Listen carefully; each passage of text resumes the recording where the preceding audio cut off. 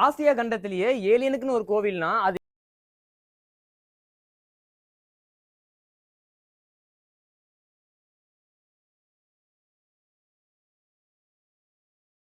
மக்கள் அனைவருக்கும் வணக்கம்.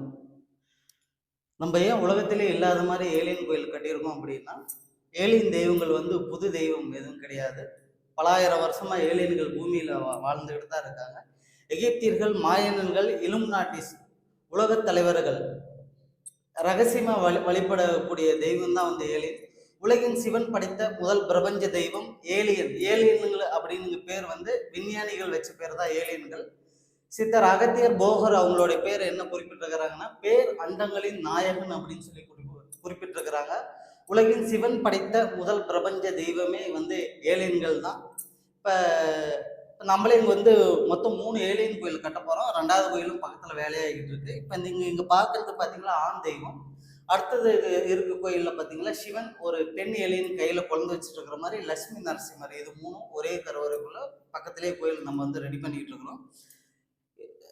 அதீத சக்தி படைத்த தெய்வம் ஏலியன்கள். எலன் மாஸ்க் ரியல் ஏலியன், இது அவரே நிறைய பேட்டியில் சொல்லியிருக்கிறாரு. எலன் மாஸ்கை போல பல ஆயிரக்கணக்கான பேர் மனித ரூபத்தில் வாழக்கூடிய ஏலியன்கள் இந்த உலகம் முழுக்க உண்டு. ஏலியன்கள் பூமிக்கு வருவதும் நிஜம். நான் நிறைய மீடியாவில் நான் அடிக்கடி சொல்கிறேன், ஆனால் அது நிறைய பேர் போடலை. இருந்தாலும் இங்கேயும் நான் சொல்கிறேன். இனிமேற்கொண்டு உலகம் அழிவு ஆரம்பம். இனிமே உலகம் அழிவு, இயற்கை சீற்றங்கள், பேரழிவுகள், சூறாவளி காற்றுகள், இது எல்லாமே மழை வெள்ளங்கள், இது எல்லாமே வந்துகிட்டே தான் இருக்கும்.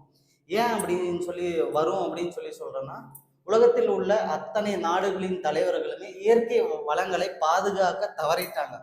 அதுல குறிப்பா பார்த்தீங்கன்னா நம்ம தமிழ்நாடு ஃபர்ஸ்ட் இடத்துல இருக்குது. இயற்கை வளங்களை அழிக்கிறதுல ஃபர்ஸ்ட் இடத்துல நம்ம தமிழ்நாடு இருக்குது.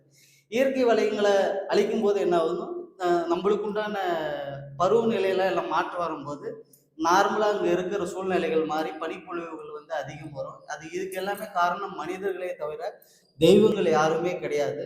மனிதன் அழிவை மனிதனே தான் தேடிக்கிறாங்களே ஒழிஞ்சு வேற இயற்கை மூலியமா வரது கிடையாது. இயற்கையை அழிக்கிறாங்க, அதனால அதுக்குண்டான வேலையை அவங்க செய்யறாங்க.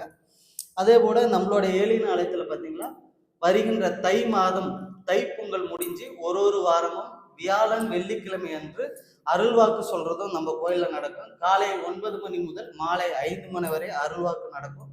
நம்பிக்கை உள்ள மக்கள், நான் திரும்ப திரும்ப சொல்றது என்ன அப்படின்னா, நம்பிக்கை உள்ள மக்கள் இங்கு அருள்வாக்கு கேட்டு பயன்பெறுங்க. இது முழுக்க முழுக்க சித்தர்களும் பிரபஞ்சமும் அருளிய அருள்வாக்கு இங்க நடக்கும்.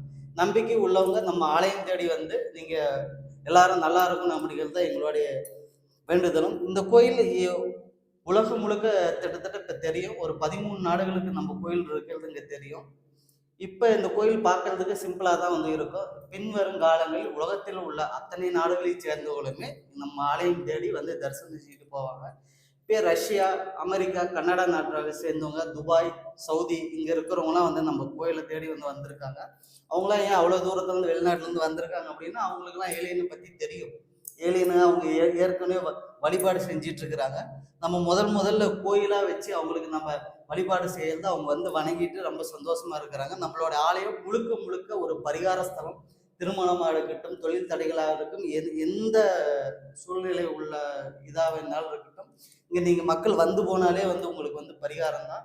நீங்கள் நம்பிக்கையோடு வாங்க. 100% உத்தரவாதத்தோட யாரும் எந்த கோயிலையும் சொல்ல மாட்டாங்க. நான் 100% உத்தரவாதத்தோட உங்களுக்கு தரேன். இங்கே போனீங்களாலே உங்கள் வாழ்க்கையில் பல மாற்றங்கள் நடக்கும். திருமண தடையாக இருக்கிறவங்களுக்கு திருமண தடை நீங்கி திருமணம் நடக்கும். தொழில் வாய்ப்பு அமைகிறவங்களுக்கு தொழில் அமையும்.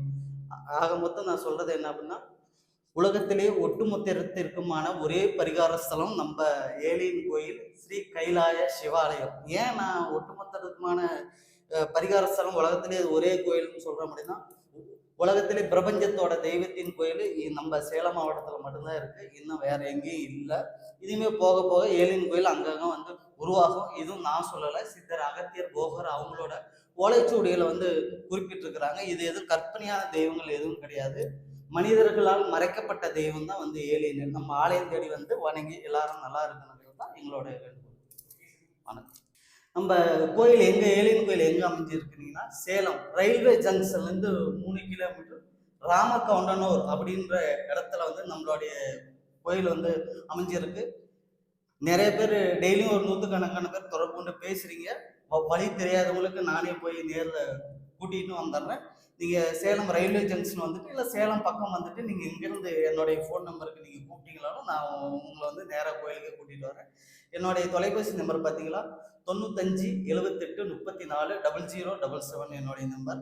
லொக்கேஷனோட ஒரு வீடியோ போடுறவங்களும் லொக்கேஷனோடையும் என்னுடைய ஃபோன் நம்பரும் தான் கொடுத்துருக்குறாங்க. யார் நம்ம ஆலயம் தேடி வரவங்களா இருந்தாலும் ஃபோன் பண்ணிட்டு வாங்க.